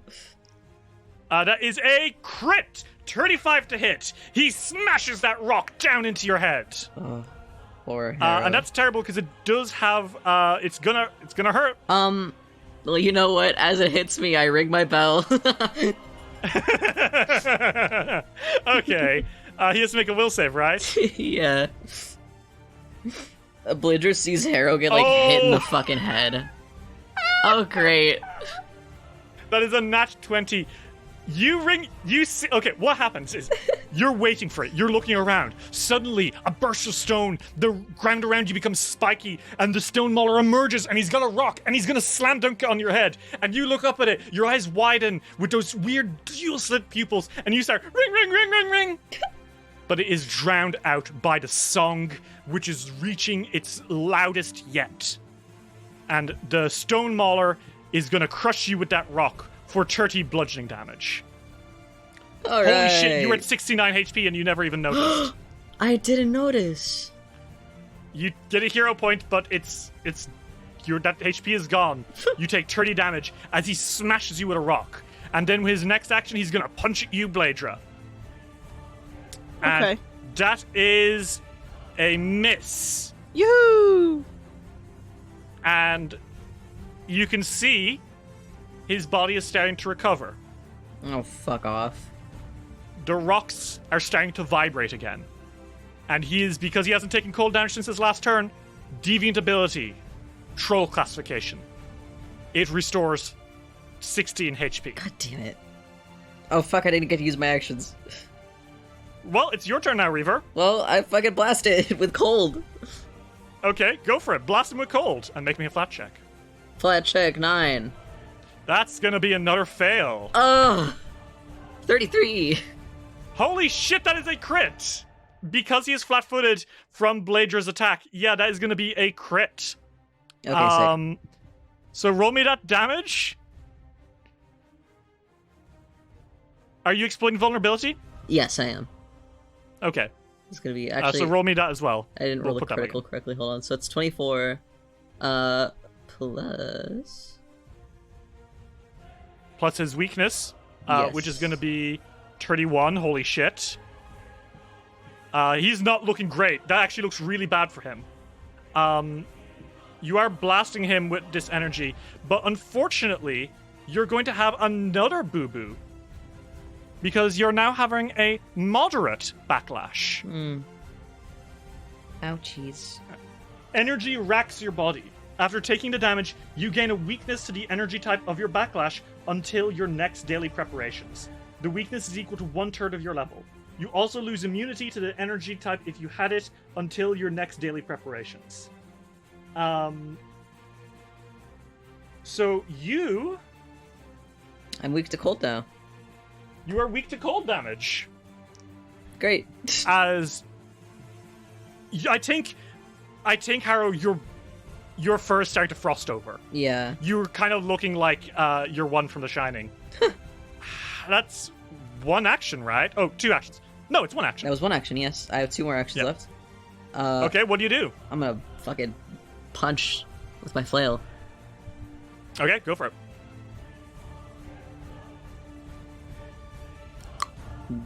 21, but I use a hero point. Go for it. Actually, no, that is a hit because he is fat-footed. Oh, never mind then. Well, Oh, no, never mind. I'll let you use the hero point. I use that hero point because I want that crit. I rolled an at 20. Hey, okay, that's gonna be another crit. Holy shit, that's 2 crits in a row. Woo, 22 damage. Harrow-Reaver, plus the weakness from your exploit vulnerability. Tell me how you, as ice rips at your fur from your and your eyes are hissing out condensation. You know, how do you destroy this creature? I think it's a bit ferocious. I think that the slits of his eyes are so thin because he's a little bit angry with having been hurt so badly, and Bleydre having been hurt so badly, and having these poor fucking people just die for no good reason. And so I think with all of them in his thoughts, he takes that flail, and with shards of ice kind of cracking off of his fur, he smacks it directly down the middle. The stone mauler lets out a roar, and then it is shattered into pieces, destroyed. And as you come down from this, the music does not stop. You're fucking kidding me. I didn't even get to use my goddamn soap. Well, it looks like you might be able to. Why hasn't the music stopped? I don't know. That wasn't... Right, that wasn't it. That was not the thing that was making the music. It's deeper. Deeper in this cave. Hold on. It hurts in your bones. Ugh. Can't you feel it? Harrow's starting to freak out a little bit. Harrow, you're freaking out. Relax. Listen. Pay attention. Focus on me. On anything else. Okay? Okay. You're panicking. Yes. You won't be on the top of your game if you're panicking. Further in? Further in, yes. Sorry. It's okay. I'm not mad. I completely understand. Let's keep going. Okay? Okay. Forgive me for being antsy. You have nothing to apologize for. It's only natural. I'm just used to high stress. I can tell. Can't you see? I'm really stressed out right now. I cannot. She's got the same face as usual. Is this joke? No. Right, okay. Deeper into the cave You'd is be weird. able to tell if I was joking. Would I? I'm not You quite don't sure, know. detective. I have a great sense of humor. Over here. As you all walk deeper into the cave, you find the most curious of sights. This natural cavern, you realize now that most of it was created by this earth elemental eating the rocks here. And it uncovered something. A part of the castle not connected to the rest of the castle. Sealed away in stone. With one of the walls eaten by the monster. Oh. And as you step past the threshold, you can see that every single surface here is covered in protective runes. But when the earth elemental ate the wall, as it expanded this massive cave, it broke the seal. Ah. Oh god. A massive bone marked with similar runes rests on a stone altar in the center of the room. The humming fills the air, cloying against your skin. And tucked in the very back of the room is a mummy, sat in a meditative pose. So let's recap. Runes, protection runes on every single surface. Altar with a massive bone on the in the center of it, and a mummy slumped on one end of the room. Oh my god, it's him. Take a hero point. It's the That's what I fucking was hero thinking. god. Harrow-Reaver, you can tell that the corpse slumped on the floor is the missing hero god. Or at least it was him once. Why is he doing this? Or why is this effect on him? I think this is where he... I think he sealed himself in here. Oh, I think god. that, he points at the bones, is very dangerous. And he had sealed himself in here, in a room covered in runes, so that he could protect his people. We need to find out a way to seal this again. It is too late to seal. Oh, hi. You are alive? The mummy of a dead god slowly raises its head. All in all, he's actually still rather intact. He wears these beautiful holy robes, hand wraps and leg wraps, which show that in life he was an amazing warrior.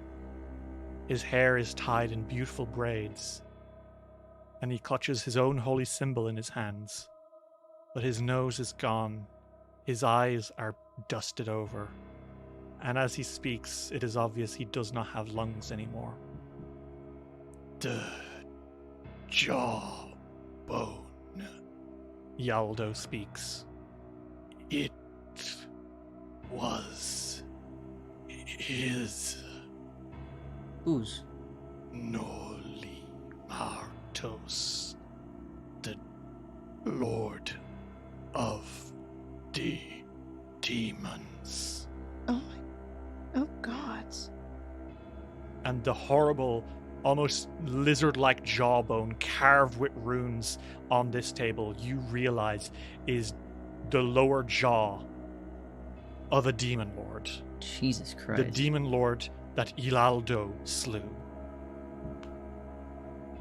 I was foolish. What happened? I sensed Noli Martos, the keeper of the unmaking song, coming to Xopatl.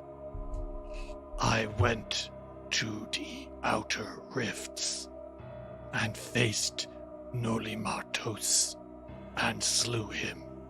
When Nolimartos perished, he bellowed a note of his destructive melody, a note that continued to ring from his corpse.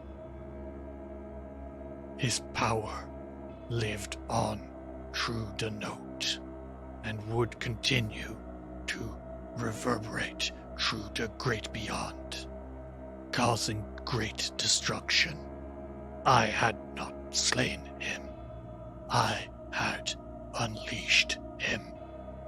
I'm so sorry. It's horrible.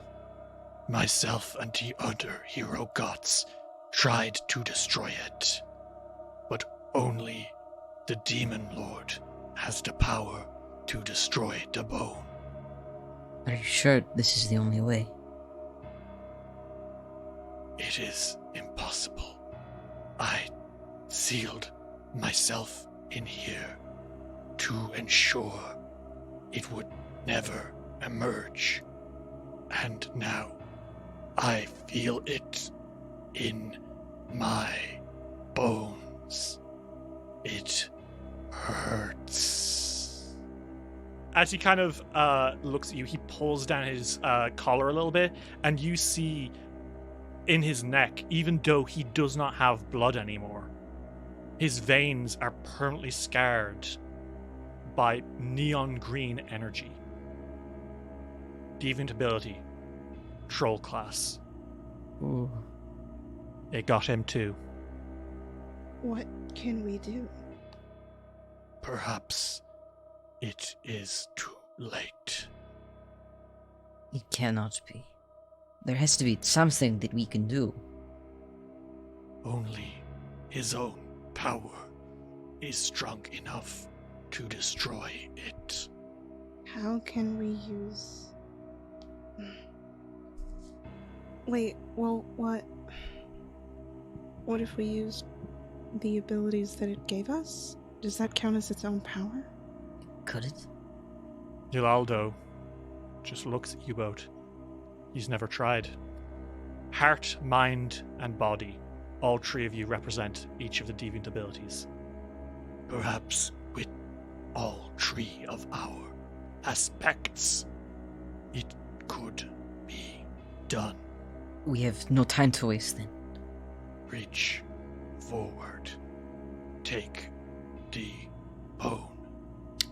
They take the bone. Well, it's not that easy, is it now, Ritz? Make me a will save to approach it.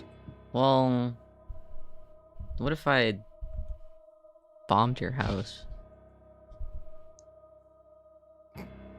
Hero point. Dear God. Hero point. Okay. Hero point. I'm sorry. I'm not gonna bomb your house. I promise. 29. Okay. Harrow, how do you push past this? Because I think for a second that nat 1 that you did just get almost does happen. You feel your mind being assailed by the Song of Unmaking, by the power of the Demon Lord Nolimartos. His like the fur on his whole body bristles upwards, and he just clenches his teeth and like shuts his eyes like tight, and just powers through it. Okay. It hurts. If it hurts, it hurts. You grasp one edge of the jawbone of Nolimartos. This almost dinosaur-like jaw. It's awful. It hurts to touch. You can feel it in your bones. Bleydre, would you like to make a will save and try touch it? Yep. 22. That is going to be a fail. Bleydre, you try, but this energy is battering at your mind. You take 2d10 mental damage. That is 14 mental damage. Awesome. Make me another will save as you try push past. Oh shit. Oh shit! Damn. I rolled a nat 20.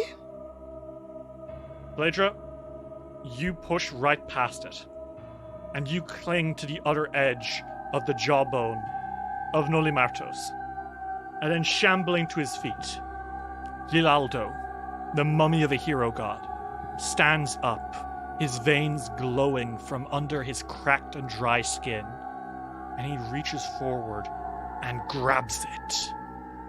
This bone is what has been giving everyone the strange abilities. This bone is what's reanimated the dead.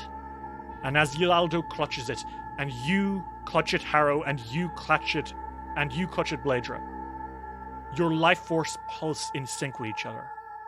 Dragon, troll, wraith. Heart, body, soul. The three of you clutch onto this bone of a demon lord, and the music, that infernal music, the note, it rises and rises and rises.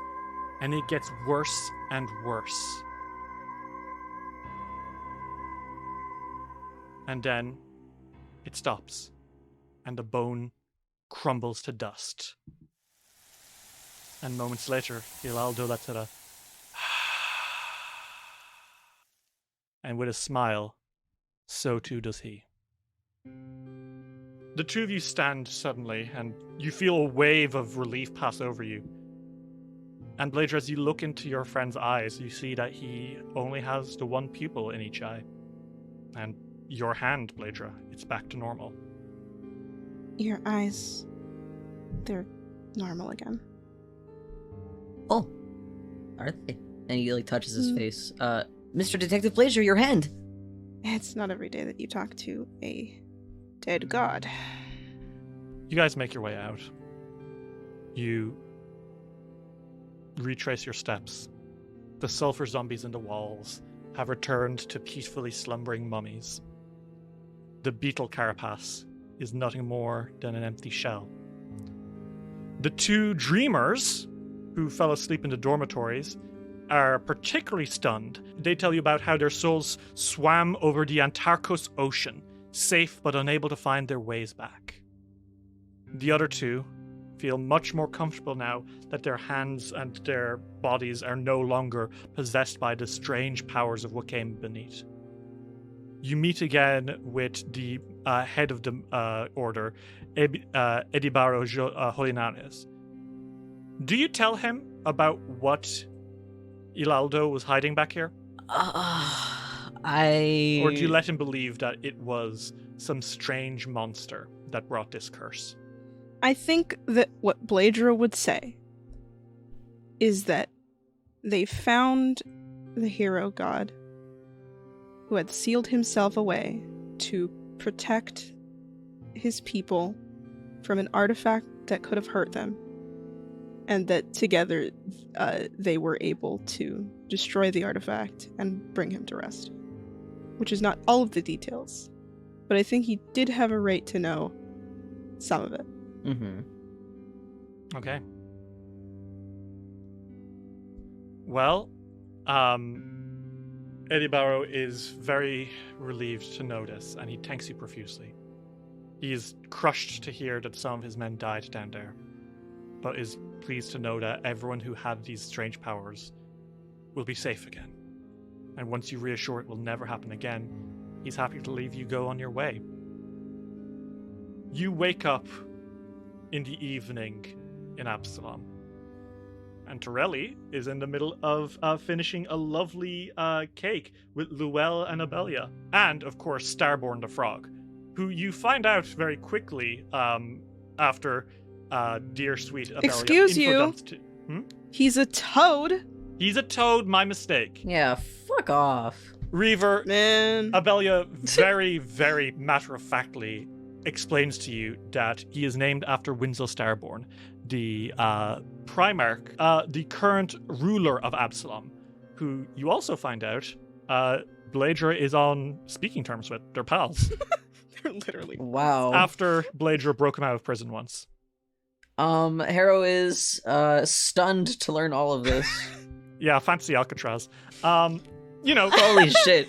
Torelli interrupts and lets you all know that he's made dinner, and he would like to know, Harrow, if you'd like to stay for it.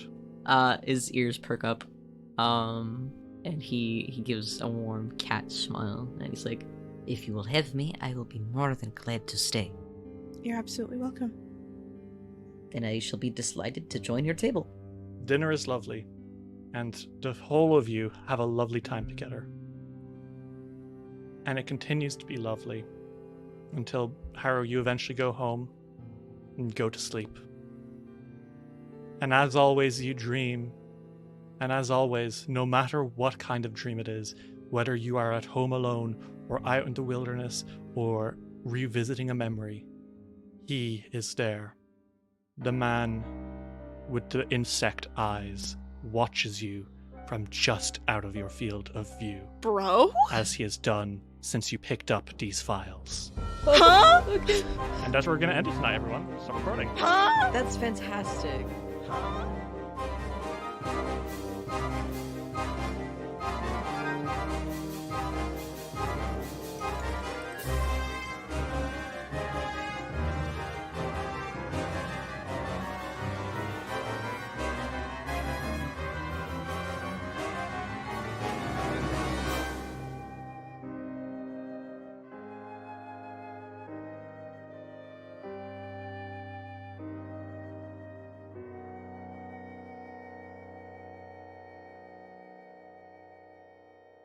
This episode of Dice Will Roll would not have been possible without the support of our patrons.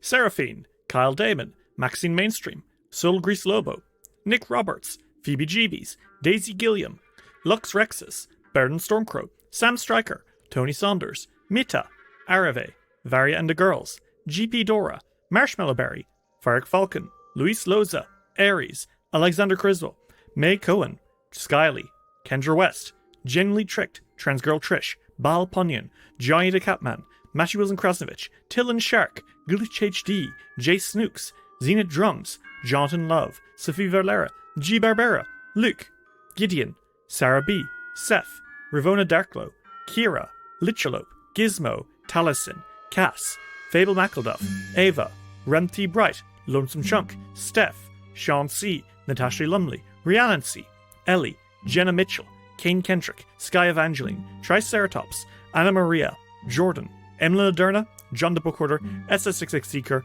and Dame Valerie III. If you'd like to see what you can get for helping us keep it rolling as we prepare for Dice Roll Campaign 4, check out patreon.com/diceroll today.